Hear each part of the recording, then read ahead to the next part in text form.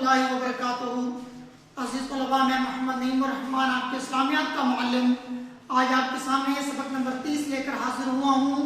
अज़ीज़ तलबा, उम्मीद करता हूँ आप सब खैर वाफ़ियत से होंगे। अल्हम्दुलिल्लाह मैं भी खैर वाफ़ियत से हूँ और आप सब लोगों के इल्म और अमल में इजाफे के लिए दुआ गो हूँ। अज़ीज़ तलबा, हम अपने आज के सबक में सबक जिहाद पढ़ेंगे।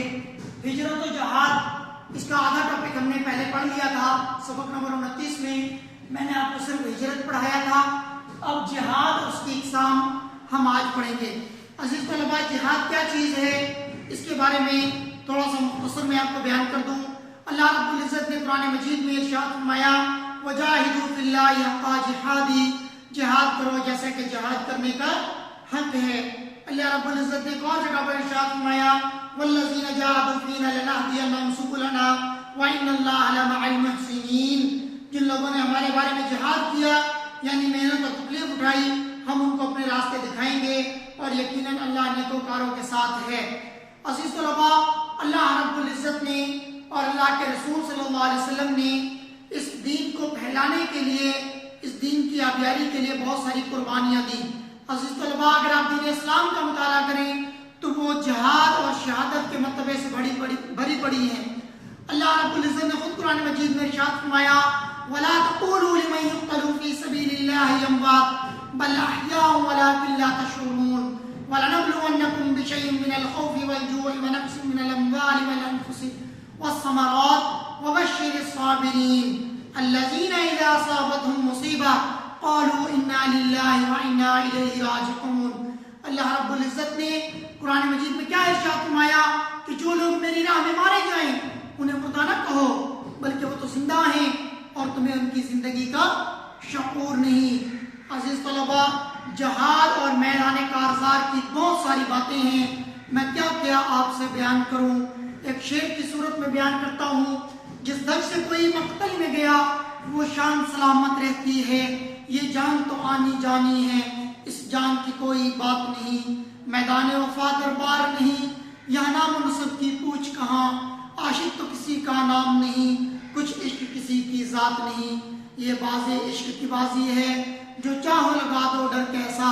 अगर जीत गए तो क्या कहना, हारे भी तो बाजी मात नहीं। अज़ीज़ तलबा, अगर आप इस्लामी तारीख का मुताला करें तो इस्लामी तारीख जिहाद और शहादत के मर्तबे से भरी पड़ी है। हज़रत हुज़ूर अलैहिस्सलाम ने खुद अपने दंदार मुबारक ग़ज़वा उहद में शहीद करवाए। हुज़ूर अलैहिस्सलाम की शदीद ख्वाहिश थी कि मेरा जी चाहता है कि मैं अल्लाह की राह में शहीद कर दिया जाऊं। सुम्मा उक़्तल सुम्मा उहया, सुम्मा उक़्तल सुम्मा उहया। हुज़ूर अलैहिस्सलाम ने ये अल्फाज 3 मरतबा दोहराए और आप सल्लल्लाहु अलैहि वसल्लम ने क्या कहा कि मेरा जी चाहता है कि मैं अल्लाह की राह में लड़ूं और शहीद कर दिया जाऊं, फिर उठाया जाऊं, फिर शहीद कर दिया जाऊं, फिर जिंदा किया जाऊं, उठाया जाऊं और फिर शहीद कर दिया जाऊं। अज़ीज़ तलबा, जिहाद और शहादत की बातें मैं कहाँ तक बयान करूं। अल्लाह के रसूल सल्लल्लाहु अलैहि वसल्लम के ज़माने में जब हय्या अलल जिहाद, आओ जिहाद की तरफ का हुक्म आता तो सहाबा किराम अपने घर बार को छोड़ देते और जिहाद के लिए निकल पड़ते। अज़ीज़ तलबा, हज़रत मुसअब बिन उमैर रज़ी अल्लाह तआला की ज़िंदगी का मुताला करें।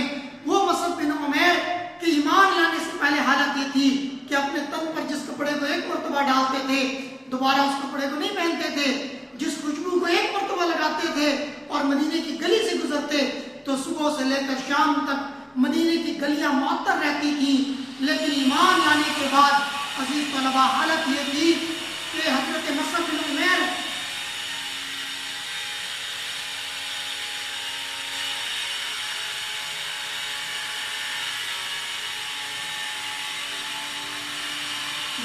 शोर है, जरा खत्म हो जाए फिर मैं टॉपिक शुरू करता हूँ।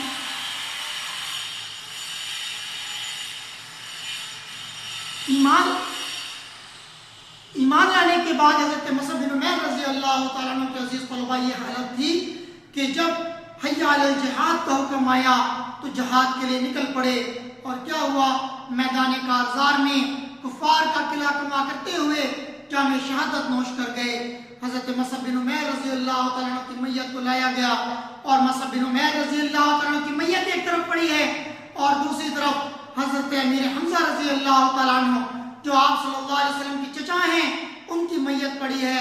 آپ صلی اللہ علیہ وسلم نے ایک کپڑا منگوایا، حضرت حمزہ رضی اللہ تعالیٰ عنہ کی لاش کا مسئلہ کیا گیا، ان کے ناک کاٹ دیے گئے، ان کی آنکھیں نکال لی گئیں، ان کا سینہ چاک کر کے ہندا نے ان کا کلیجہ نکالا اور اس کو اپنے دانتوں سے چبایا، اور اسی طرح حضرت حمزہ رضی اللہ تعالیٰ عنہ کے کان کاٹ دیے گئے۔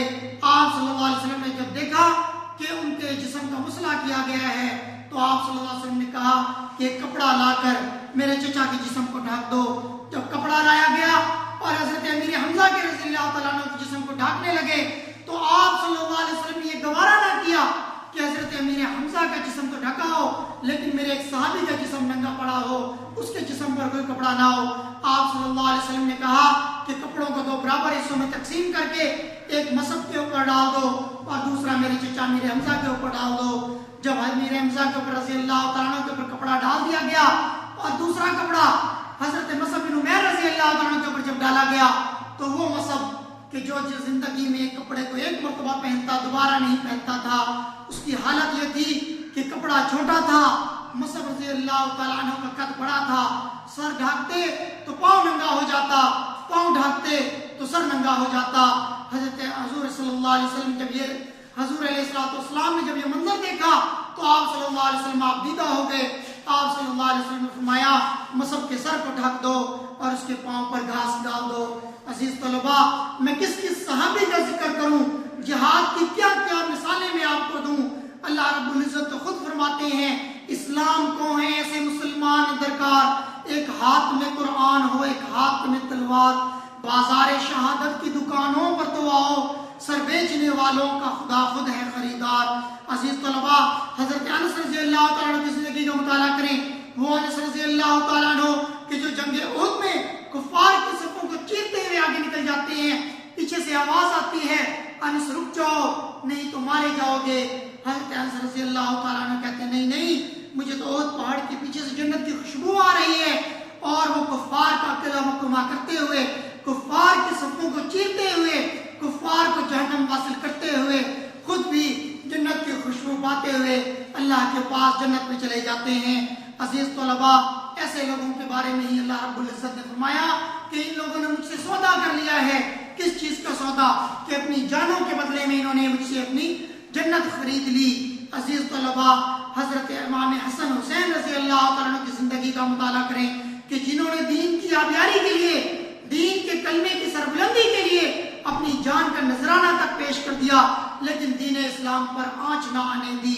شاعر نے کیا خوب کہا، ہری ہے شاخ تمنا ابھی جلی تو نہیں، ہری ہے شاخ تمنا ابھی جلی تو نہیں، جگر کی آگ دبی ہے مگر بجھی تو نہیں، دو تیغ ظلم سے گردن شہید اعظم کی، کٹی ہے پر سرے میدان مگر جھکی تو نہیں۔ عزیز طلباء، امام حسن حسین نے اپنے گردن کو تو کٹوا لیا، اپنے اہل و عیال کی قربانی تو دی، لیکن اپنے نانا کے دین پر آنچ نہیں آنے دیا۔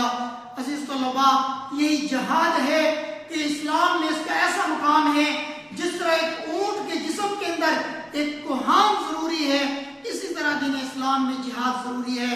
عزیز طلباء، جب تک مسلمانوں نے جہاد کے علم کو تھامے رکھا، جب تک مسلمانوں نے جہاد کے جھنڈے کو بلند کیا، آپ یاد رکھیں پوری دنیا پر مسلمان قابض رہے، ہر جگہ مسلمانوں کی حکومت تھی۔ جب مسلمانوں نے جہاد کو ترک کر دیا تو ہر جگہ مسلمان ہی مظلوم نظر آتے ہیں، ہر جگہ مسلمان ہی کو گاجر مولی کی طرح کاٹا جا رہا ہے، ہر جگہ مسلمان ہی پر ظلم کیا جا رہا ہے، خواہ وہ فلسطین ہو یا شیشان، عراق ہو یا افغانستان اور آپ کا کشمیر ہو، ہر جگہ مسلمان ہی پر ظلم ڈھایا جا رہا ہے۔ عزیز طلباء، یہ جہاد ہی ہے کہ جس کے ذریعے یہ دین ہم تک پہنچا، اور اللہ رب العزت نے اس جہاد کو ہی دے کر کہا کہ جب تک تم اس کے علم کو تھامے رکھو گے پوری دنیا پر قابض رہو گے۔ یاد رکھیں جب مسلمانوں نے جہاد چھوڑ دیا تو ہر جگہ مسلمان ہی مظلوم ہیں۔ آئیے اب ہم اپنا ٹاپک پڑھتے ہیں، جو باتیں کتاب میں دی ہوئی ہیں وہ میں آپ کو پڑھ کر سنا دوں۔ پیج 75 پر جہاد کے معنی ہیں کوشش کے، یہ آپ کا ایک شارٹ کوشچن بھی بنتا ہے کہ جہاد کے لفظی معنی کیا ہیں، تو آپ نے لکھنا ہے جہاد کے لفظی معنی ہے کوشش کے، اور جب پوچھا جائے آپ سے جہاد کا مفہوم کیا ہے تو اس کے آگے ہی اس کا شارٹ کوشچن کا جواب شروع ہو رہا ہے۔ اسلام میں اس کا مفہوم ہے حق کی سربلندی، اس کی اشاعت اور حفاظت کے لیے ہر قسم کی کوشش کوشش، قربانی اور اثار کرنا، اپنی تمام مالی، جسمانی اور دماغی قوتوں کو اللہ کی راہ میں صرف کرنا، یہاں تک کہ اس کے لیے اپنے اہل و عیال، اپنے عزیز و اقارب، خاندان اور قوم کی جانیں تک قربان کر دینا، حق کے دشمنوں کی کوششوں کو ناکام بنانا، ان کی تدبیروں کا غارت کر دینا، ان کے حملوں کو روکنا، نیز اس کے لیے میدان جنگ میں آ کر ان سے لڑنا پڑے تو اس سے بھی دریغ نہ کرنا، یعنی کہ پیچھے نہ ہٹنا۔ اس لیے جہاد کو اسلام میں بہت بڑی عبادت قرار دیا گیا ہے۔ یہ آپ کا اگلا شارٹ کوشچن، اگر آپ سے پوچھا جائے کہ جہاد کا مفہوم کیا ہے تو یہاں تک آپ لکھ سکتے ہیں۔ اس کے بعد جہاد ایک منظم کوشش کا نام ہے اور اسلام میں اس کے واضح اصول و ضوابط ہیں۔ بغیر کسی نظم اور امیر کے کوئی شخص یا گروہ اپنی مرضی سے مسلح جدوجہد شروع کر دے تو اسے جہاد قرار نہیں دیا جا سکتا۔ جہاد کے لیے ضروری ہے کہ اسلامی ریاست کی طرف سے باقاعدہ اس کا حکم ہو گیا ہو، علماء مجتہدین کے اداروں نے حالات اور اسباب کا بلاج جائزہ لے کر اس کے امکان اور ضرورت کا فیصلہ دیا ہو۔ اس کا مقصد مظلوم مسلمانوں کی امداد کرنا، اشاعت اسلام کے راستے کی رکاوٹوں اور فتنوں کو دور کرنا اور رضا الہی کا حصول ہے۔ جہاد کا مفہوم بہت واضح ہے۔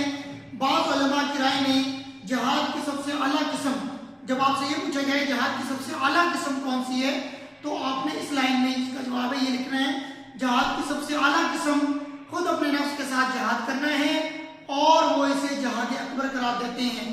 صحیح حدیث اور قرآن کریم سے بھی اس مفہوم کی تائید ہوتی ہے۔ ارشاد باری تعالیٰ ہے، یعنی جن لوگوں نے ہمارے بارے میں جہاد کیا، یعنی محنت اور تکلیف اٹھائی، ہم ان کو اپنے راستے دکھائیں گے اور یقیناً اللہ نیکوکاروں کے ساتھ ہے۔ عزیز طلبہ، اس کے آگے جہاد کی قسمیں ہیں، یہ ہم اپنے اگلے ٹاپک میں پڑھیں گے۔ آپ کی جو ڈائری ہے وہ یہ ہے کہ جہاد کے فضائل بیان کریں، ٹھیک ہے؟ یہ ساری باتیں جتنی میں نے آپ کو بیان کی یہ جہاد کا مفہوم اور جہاد کے فضائل ہیں۔ آج والا جتنا بھی میں نے ٹاپک بیان کیا اس کو آپ نے یاد بھی کرنا ہے اور اس کی پریکٹس بھی کرنی ہے۔ اگلے سبق تک کے لیے اجازت دیجیے۔ اللہ حافظ۔ السلام